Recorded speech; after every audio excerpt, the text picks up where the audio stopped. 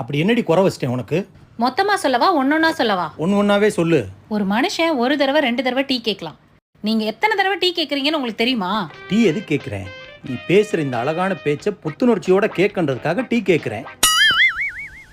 ரோட்ல ஒரு பொண்ணு விடாம ஆன்னு பாக்குறீங்களே, அது எதுக்கு? என் பொண்டாட்டியை விட எந்த பொண்ணு அழகா இருக்குன்னு தாண்டி பாக்குறேன். நான் சமைக்கிற சாப்பாடை டெய்லி குறை சொல்றீங்களே. நீ டெய்லி டேஸ்டா சமைச்சு கொடுத்து என்னுடைய நாக்குல சுவையறியும் திறன் அதிகமாயிருச்சு. இன்னும் பெட்டரா சமைப்பேன்றதுக்காக அப்படி சொல்றேன். டெய்லி நைட்டு கொரட்டை விட்டு தூங்கி வீட்ல இருக்க எல்லாரையும் டிஸ்டர்ப் பண்றீங்களே, அது எதுக்கு?